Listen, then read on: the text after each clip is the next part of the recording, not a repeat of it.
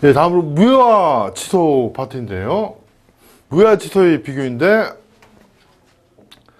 무효는 이제 법령이 성립한 때부터, 처음부터 법적으로 당연히 그 효력이 없는 거고요. 그 다음에 취소는 일단 유효하게 성립한 법령의 효력을 행시에 소급해서 무효를 만드는 거예요. 취소권은 형사권인 거죠. 행사해야지만 효과가 발생하고, 행사하면 바로 효과가 발생하는 형사권이기 때문에, 취소권을 행사해야지만 소급해서 무효가 되는 거고요. 그 다음에 사유는 무효사유는 이제 효력규정 위반이나 반사의 질서, 103조, 104조 위반 등의 법률 전체 이상에 비춰서 당연히 효력을 인정할 수 없는 객관적인 사유가 있는 경우, 그게 이제 무효 사유인 거고요. 그 다음에 취소 사유는 4개밖에 없는 거죠. 제한력이나 착오, 사기강박 등의 법령의 효력 부인을 특정인의 의사에 의존시켜도 무방한 경우에는 취소 사유가 되고요. 효과는 처음부터 무효는 채권적 물권적 효력이 인정되지 않고요. 그 다음에 부당이득 반환은 이미 이행한 거는 계약이 무효가 된 경우에 이미 이행한 거는 부당이득 반환 청구할 수 있는 거예요. 다만 이제 불법원인 급여인 경우에는 103조 위반으로 무효가 된 경우에는 불법원인 급여가 되는 거니까 그건 이제 반환 청구할 수 없는 거고요.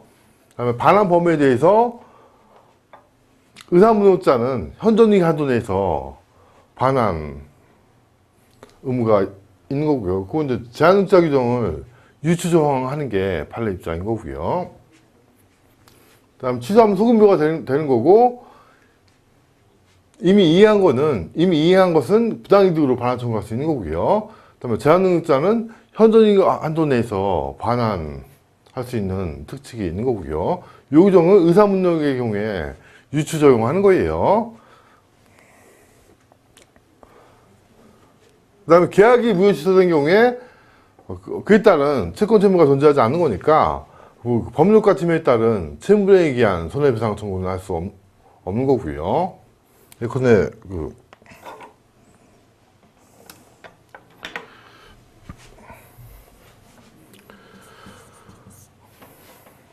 갑의 X 토지에 대해서 을하고 1억 원의 매매 계약을 체결했는데, 계약이 유효하게 성립했으면 을은 갑한테 소유권 이전 등기 청구할 수 있는 거고요. 갑은 을한테 1억 원의 매매 대금 지급을 청구할 수 있는 거죠.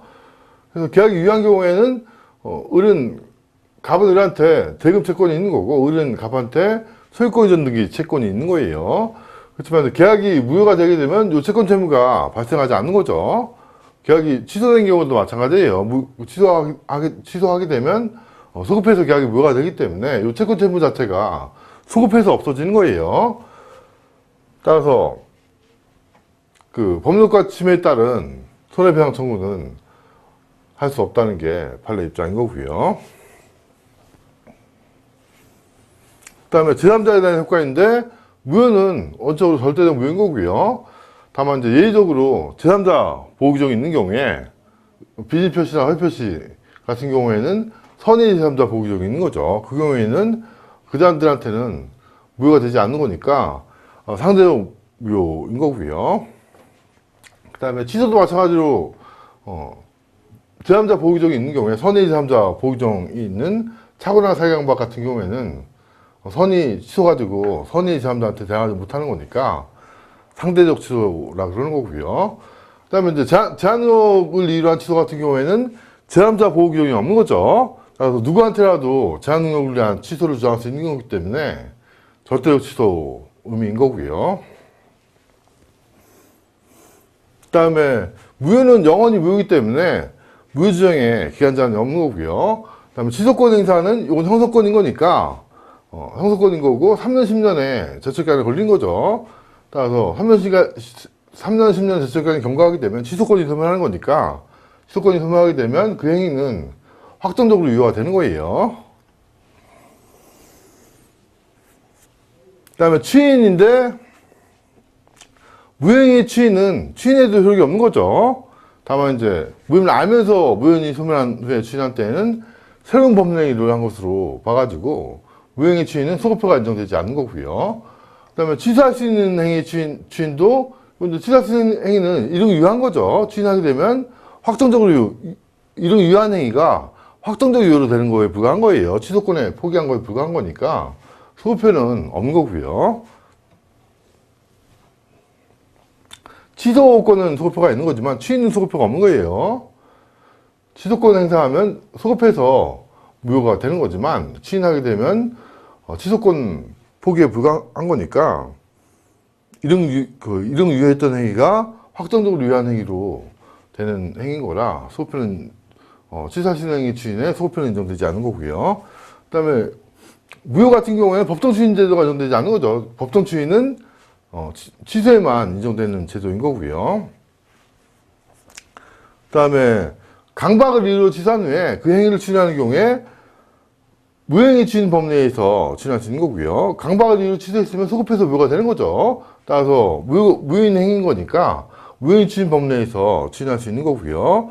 강박을 이유로 취소했으면 무효인이 종료한 후에 무행위 추인할 수 있는 건데 강박 상태에서 벗어난 후에 추인할 수 있다는 거예요. 그 다음에 경합인데 의사무능력과 제한능력이 경합하는 경우에 의사무능력을 이유로 무효를 주장할 수도 있는 거고 제한능력을 이유로 취소할 수도 있다는 거예요. 그 다음에 가장행위와 사행 취소도 경합할 수 있는 거죠. 허위표시로 무효를 주장할 수도 있는 거고 그게 이제 사행의 요건에 해당하게 되면 채권자 취소권도 행사할 수 있는 거고요. 그 다음에 법정 해제된 계약도 취소할 수 있다는 게 판례 입장인 거고요. 그래서 이제 효력이 상실된 법령행위가 취소 요건도 갖추고 있는 경우에는 취소권도 무효를 주장할 수도 있고 취소권을 행사할 수도 있다는 거고요. 그리고 이제 무효 취소의 이징여 문제인 거고요.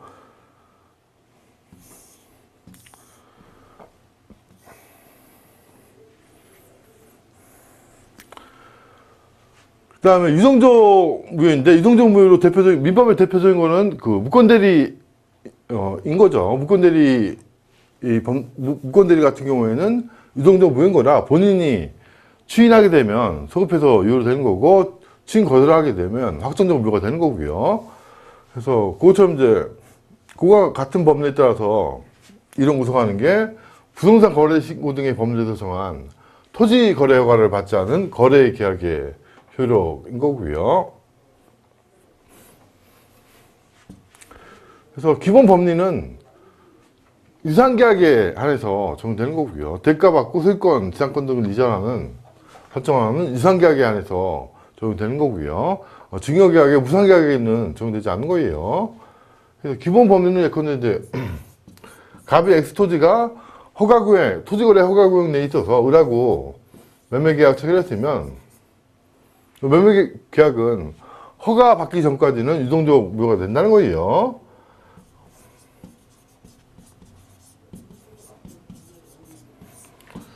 허가 받게 되면 소급해서 유효해지는 거고요. 허가를 받지 못한 경우에는 확정적 무효가 된다는 게 유동적 무효 법률인 거고요. 따라서 이제 매매계약이 허가 받기 전까지는 유동적 무효 상태에 있는 거니까 매매계약이 유효한 경우에 인정되는 그 을이 매수인은 매도인한테 이전 등기, 매매계약이 유효하게 되면 이전 등기 청구할 수 있는데 그건 채권 따위가 계약이 무효이기 때문에 인정되지 않는다는 거죠. 갑은 을한테 매매대금 증기 청구할 수 없는 거고요. 그래서 계약이 무효이기 때문에 갑은 을한테 계약상 매매대금 증기 청구나 을은 갑한테 소유권 등기 청구 같은 계약상 이행 청구는 할 수 없는 거고요. 계약이 무효인 거니까 계약상 이행 청구는 할 수 없는 거고요. 다만 이제 협력 의무는 있다는 게, 그러니까 이제 각각 간에 토지거래 허가를 받기 위한 협력 의무는 있다는 게 판례 입장인 거고요. 따라서 협력 의무는 있는 거니까 요거를 불이행하는 경우에 그 손배 청구하거나 손배 예정 계약을 체결하는 거는 유하게 할 수 있다는 게 판례 입장인 거고요. 그 다음에 요거는 이제 피보전 권리를 해가지고 협력 의무를 피보전 권리를 해서 채권자 대리권 행사하거나 가압류 가처분 따위에 조치를 취하는 건 가능하다는 게 판례 입장인 거고요. 그렇지만 이제 뭐 매매 계약에 따른 갑의 의뢰에 대한 매매대금 채권은 존재하지 않는 거죠. 매매대금 채권은 존재하지 않는 거니까 그거를 이제 피보전 권리에서 대리권 행사하거나 그런 것들은 허용되지 않는 거고요. 왜냐하면 계약이 유동적 무효 상태에 있기 때문에 그렇고요. 허가를 받으면 소급해서 매매계약이 유효가 되기 때문에 다시 매매계약을 체결할 필요는 없는 거예요. 그 다음에 이 경우에도 계약금 계약은 유효하다는 게 판례 입장인 거죠. 계약금 계약은 매매계약에 종된 계약이지만 매매계약이 유동적 무효 상태에 있다고 하더라도 계약금 계약은 유효한 거예요.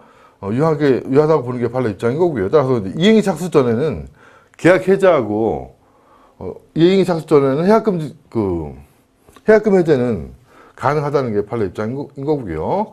그리고 토지거래 허가 받은 것만 가지고는 계약이 이행 착수에 해당되지 않는다는 게 판례 입장인 거죠. 그래서 이제 토지거래 허가를 받은 것만 가지고는 허가 받으면 이제 매매계약이 소급해서 유효되는 거에 불과한 거죠. 매매계약이 이행 착수는 없는 거예요. 따라서 해약금 해제는 가능하고요. 그 다음에 계약금 중고에 대해서 부당이득 반환 청구는 허용되지 않는다는 게 유동적 무효 상태에서는 부당이득 반환 청구는 허용되지 않는 거고 계약이 확정적으로 무효가 돼야지 그때서야 비로소 계약금 중고에 대해서 부당이득 반환 청구 가능하다는 게 판례 입장인 거고요. 그래서 보시면은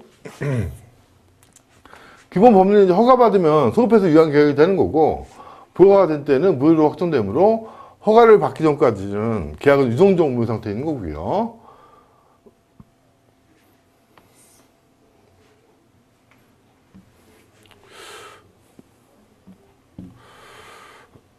그래서 이제 허가받기 전 상태에서는 거래계약은 채권행위, 물권행위도 효력이 없는 거니까 다만 이제 허가받으면 계약은 소급해서 유효화되는 거니까 허가 외에 새로 계약을 체결할 필요는 없는 거고요. 거래계약이 무효인 거니까 그에 따른 채권 채무가 발생하지 않는 거니까 계약의 이행 청구나 채무 불이행에 따른 법정 해제나 손배 청구는 할 수 없는 거고요. 그래서 확정적으로 무효가 되기 전에는 매매대금에 부당이득 반환 청구도 할 수 없는 거고요. 다만 신식상 계약이 효력 있는 것으로 완성될 수 있도록 협력 의무는 있다는 게 판례 입장인 거고요. 다만 이제 매매대금이 대금 지급기일에 미직되는 경우에 매매계약을 자동 해제하기로 하는 이걸 실권약관이라고 하는 거죠. 그렇게 실권약관 정하는 거는 유효하다는 거예요.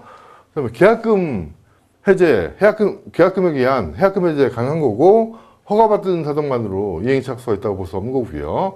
그다음에 거래계약이 비질 표시나 허위 표시 등에 무효정할 수 있는 거고 차고나 사기강박 등에 시효권 행사할 수 있다는 거고요. 그래서 허가받지 않았다는 사정 외에 별개의 하자가 비질 표시나 허위 표시나 차고 사기강박 등에 별개의 하자가 있는 경우에는 그 하자를 주장할 수 있다는 거예요.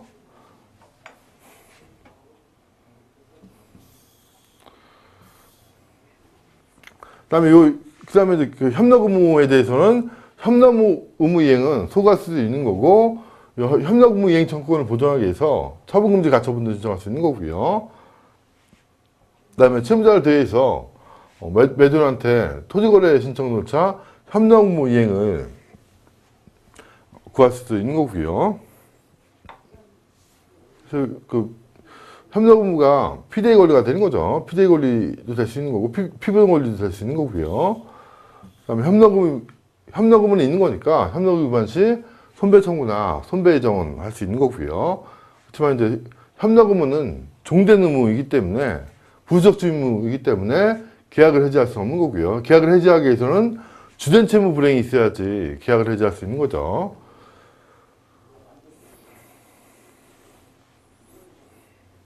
그 다음에 토지거래 허가를 전제로 하는 매매계약의 경우에 허가가 있기 전에는 매수인에게 그 계약 내용에 따른 대금 지급 의무가 없는 거죠. 그래서 유동적 무효인 거니까 채권 채무가 발생하지 않는 거니까 대금 지급 의무가 없다는 거고요. 그다음에 매수인의 잔대금 지급이 매도인의 협력 의무에 대해서 선행 의무라든가 동시행 관계는 아닌 거니까 매수인은 잔대금 지급 없이도 협력 의무 이행을 청구할 수 있는 거고 매도인은 이를 거절할 수 없는 거고요.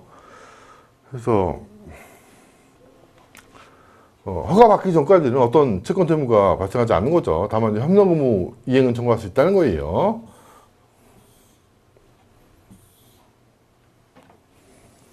그다음에 확정적 무효가 되는 거는 토지거래 허가를 배제 잠탈하는 목적의 계약인 경우에는 매매계약 따위가 처음부터 확정적 무효인 거고 유동적 무효가 아닌 거예요. 그런데 이제 토지거래 허가를 받지 않은 중간생각 같은 길을 했다. 그런 경우에는 토지거래 허가제도를 배제 잠탈하는 목적의 계약인 거니까 처음부터 확정적 무효인 거고요. 유동적 무효가 아닌 거예요. 그다음에 관할관청에 불허가 처분이 있게 되면 확정적 무효가 되는 거고요. 다만 쌍방이 협력 의무 이행을 이행 거절 의사를 명백히 표시했다. 또는 이제 계약이 이행 불능이 됐거나 정조건부 매매계약에서 허가 이전에 정조건이 부성치로 확정되거나 계약 자체에 존재하는 다른 무효 사유, 비즈니스 표시나 허위 표시나 차후 사기 양박 등의 사유를 주장해가지고 허가 절차 협력 의무 이행을 명백히 거절했으면 확정적 무효가 되는 거고요. 그 다음에 확정적으로 유효가 되는 거는 허가를 받게 되면 확정적으로 유효가 되는 거죠. 그 외에도 이제 토지거래 구역이 지정 해제되거나 허가구역 지정 기간이 만료되었음에도 허가구역 재지정을 하지 않은 경우 또는 또 토지거래 허가계약은 확정적으로 유효가 돼가지고 허가 받을 필요가 없다는 거고요. 그래서 이제 지정 해제된 이유이거나 아니면 그 지정기간 만료되었음에도 재정을 하지 않게 되면 거래계약은 확정적으로 유효가 돼가지고 다시 허가 받을 필요가 없고요.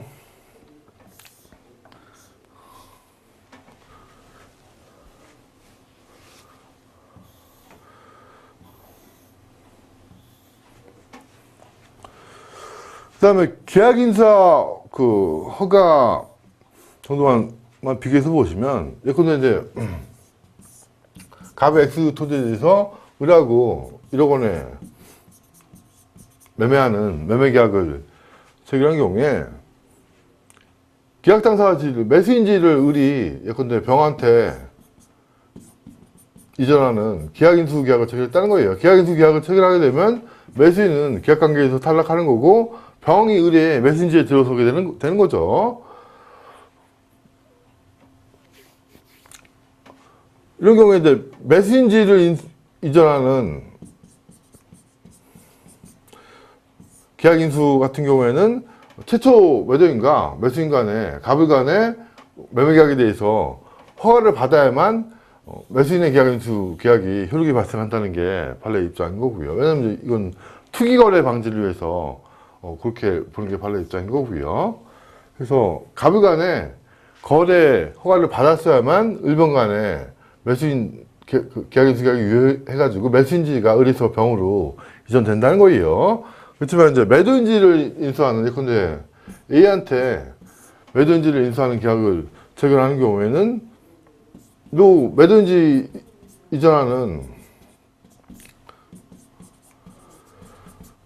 계약 인수 계약은 반드시 갑을 간에 허가 계약을 받지 않더라도 갑 A 간에 계약 인수 계약 체결할 때 그때 이제 유효하게 된다는 그냥 유효라는 게 판례 입장인 거고요. 그래서 두 개를 비교해서 정리하셔야 하는 건데 보시면은 토지거래 허가받지 않은 매매계약상의 매수인의 지위에 관해서 매도인과 매수인 및 제3자 사이에 제3자가 매수인지를 이전받는 취지의 합의를 한 경우에 그와 같은 합의는 매도인, 최초 매도인 갑하고 의 사이에 매매계약에 대한 관할관청의 허가가 있어야 비로소 효력이 발생하는 거고 허가가 없는 이상 제3자가 매도인에 대해서 직접 토지거래 허가 절차, 신청 절차, 협력 의무 이행을 청구할 수는 없다는 거예요. 매수인지를 인수하는 계약인수 같은 경우에는 허가가 있어야만 매수인수 계약의 효력이 발생한다는 거고요. 그렇지만 비교 판례 보시면 제3자가 토지거래 허가를 받기 전에 토지계약상 매수인지 인수하는 경우하고는 틀리게 매도인지를 인수하는 경우에는 최초 매도인과 매수인 사이에 갑을 사이의 매매 계약에 대해서 관할가청의 허가가 있어야만 매도인지 인수에 관한 합의 효력이 발생하지는 않는다는 거예요. 그래서 매수인지 인수는 허가가 있어야만 효력이 발생하는 거고, 매도인지 인수는 허가가 없어도 효력이 발생한다는 거고요.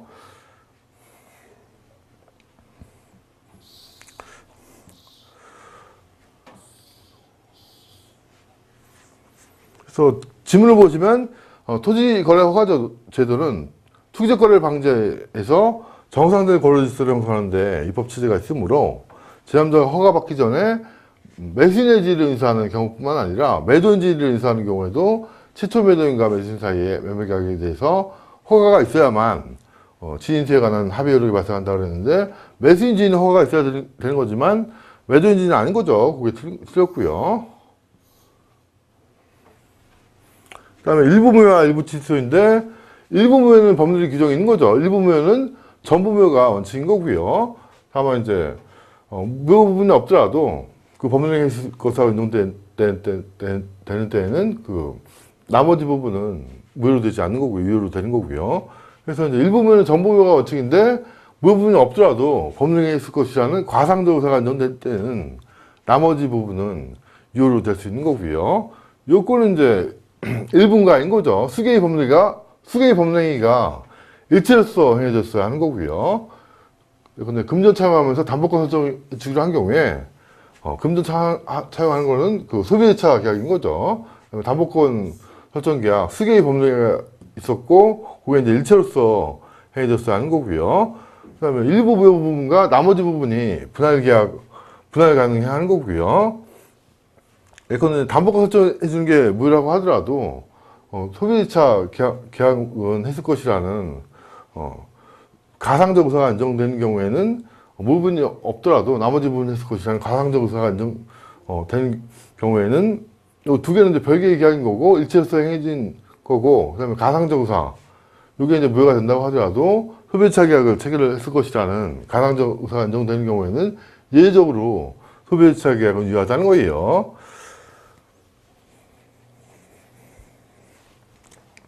그래서 이제 민법상 원칙은 이제 일부면은 전부면허가 원칙인 건데, 일부가 요건을 갖추게 되게 되면 예외적으로 일부분만 유효로 인정될 수 있다는 거고요. 가상적으로 인정되면 그런 거죠.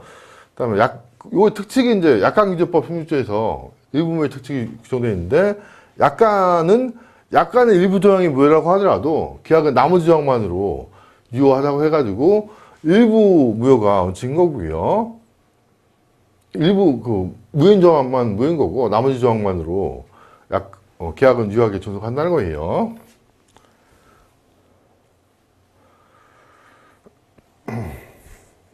다음에 일부 취소는 법률의 규정이 없는 거죠. 일부 무효의 법률을 유추해서 적용하는 게 판례 입장인 거고요. 그래서 요건도 이제 같은 거고요. 일분가인 거죠. 수개의 법령행위가 일체로서 행해져야 하는 거고, 그리고 일부 취소 사유가 있는 부분하고 나머지 부분 사이에 분할 가능성이 있어야 하는 거고요. 그 다음에 취소 사유가 있는 부분 없이 나머지 부분만이라도 유지하자는 당사자의 가상적 의사가 인정돼야 하는 거고요.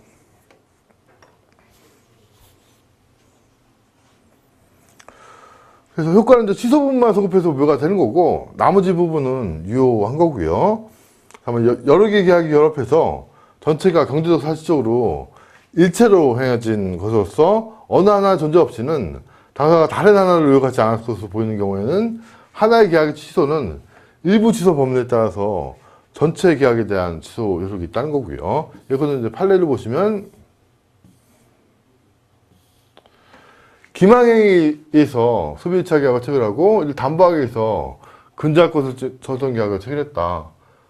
근데 이제 기망행위는 소비자 계약뿐만 아니라 근저할 설정 계약에도 미친 거죠. 따라서 근저할 것 설정 계약에 취소하는 거는 소비자 계약에도 취소 효력이 미친다는 거예요.